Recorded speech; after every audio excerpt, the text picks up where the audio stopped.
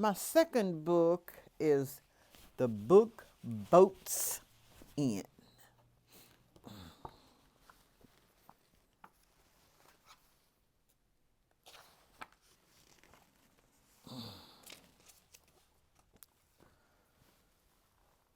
One sunny day, Jesse King and his pa drove into town. As the wagon bumped along the main street, Jesse looked at all the boats tied up along the Cornell Reef. All of a sudden, he grabbed Pa's sleeve. Pa, stop. Pa replied in Jack's hard. Good grief, son, he said. Whatever is the matter? Jesse pointed at the long boat.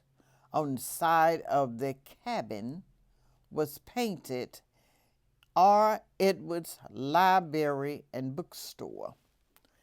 The book boat in, he said. Can I go? Pa nodded. Go on, he said.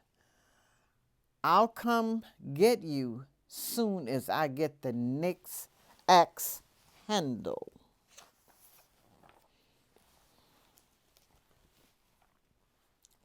Jesse jumped down and took off running to the reef.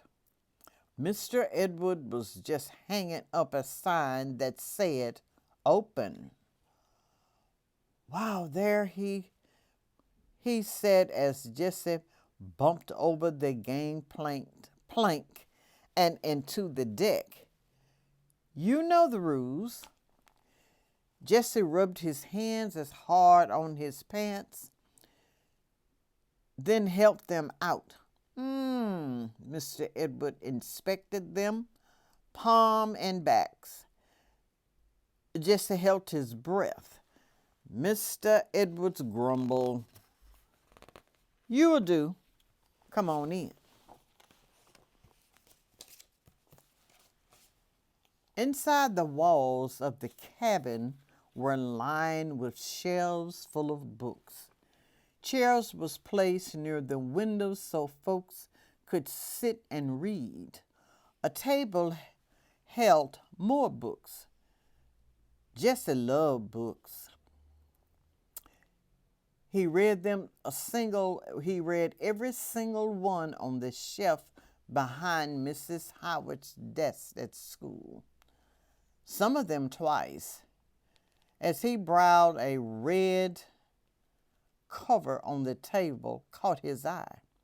He picked up the book, The Swiss Family Robinson. Of all Mrs. Howard's books, this one was his favorite. A story of shipwreck and adventures. How much for this? He asked. 12 cents, Mr. Edwards said, and worth every penny. It's been read some, but it's in real good condition. Jesse's pa poked his head into the cabin. Time to go. Jesse showed him the book. Look, Pa, it's really a good one. Pa shook his head. Not today. That axe handle cost me more than I thought it would. Jesse ran his fingers over the red cover and put the book on the table. When will you be back? He asked Mr. Edwards. A week from tomorrow, Mr. Edwards said. And that'll be it for a good while. I'll sure like to have that book for my own, Jesse said as a wagon journeyed toward home. Maybe you could earn some money before the boat come back, Pa said. Ask around. Back home, Jesse climbed to his sleeping loft and took his treasure box from a little shelf nailed to the wall. In the box was a sparkling stone, a brass button with an eagle on it, and a little leather pouch that held 3 copper pennies. 2 he'd earned picking apples, and 1 he found on the street, and a silver dime given to him on his 10th birthday by Grandfather King. 13 cents. He needed 7 more. On Monday after school, Jesse went to the general store. "Do you have any work I could do?" he asked owner Mrs. Blake. She thought for a moment. "I haven't had time to sweep the floor today," she said. "I can do that," Jesse said. Jesse swept every inch of the store floor. He even swept the porch, wiped the front window with a rag he found behind the counter. When he was finished, Mrs. Blake paid him a penny for the sweeping and the extra half penny for the windows.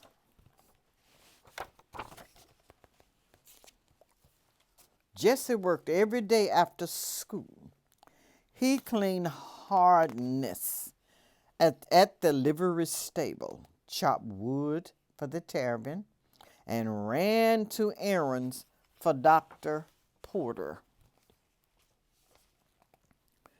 When he went home, he had chores and studies to do. There was no time to play, but Jesse didn't mind. By the end of the week, he had 17.5 cents. "It's not near enough," he told Ma, "but maybe if I tell Mr. Edwards how hard I've worked, he'll sell me the book for this much."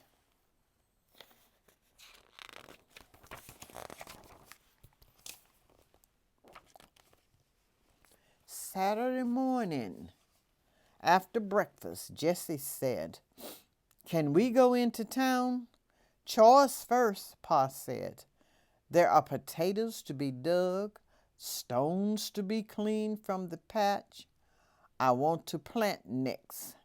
Jesse worked all morning into the afternoon, stopping only for a short noon meal.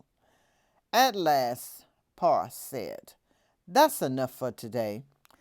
Let's wash, and I'll hitch up Jack." Jesse scrubbed his hands and face. He stuffed his leather pouch into his pocket, then climbed up on the wagon seat beside Pa. All the way to town, Jesse felt fragile inside and out. What if the boat don't come today? What if it had already come and gone? "Can Jack go any faster?" he said. "Don't worry," Pa said, patting Jesse on the knee. "We'll get there."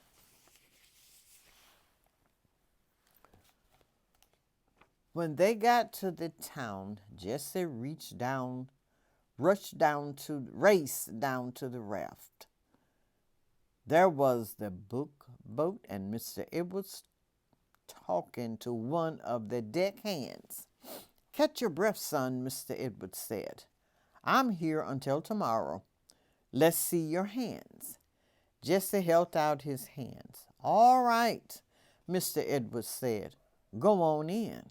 I'll be right there."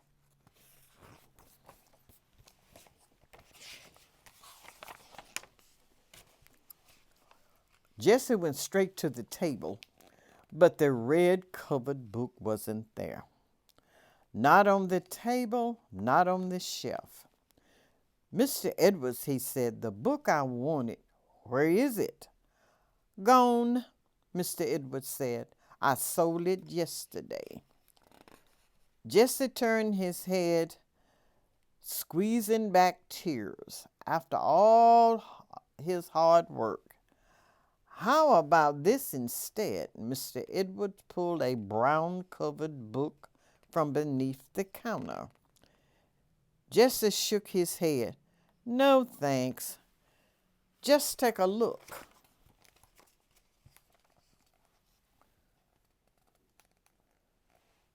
To be polite, Jesse took the book. A smile began at the corner of his mouth and grew bigger and bigger. The Swift Family Robinson, he said. I got it in a trade, Mr. Edwards said. It's been read more than the other one, but because it's more worn, I can let you have it for less. How much? Mr. Edward rubbed his chin. He does 14 cents. How does 14 cents sound? Done. Jesse counted 14 cents into Mr. Edward's hand. Thank you, he added. Mr. Edwards put the money in a little box. Then he pushed a coral pen and a little bottle of ink across the counter. Better put your name in it, he said. Jesse dipped the coral into the ink, opening the book. He wrote inside the cover, Jesse King, his book, 1835.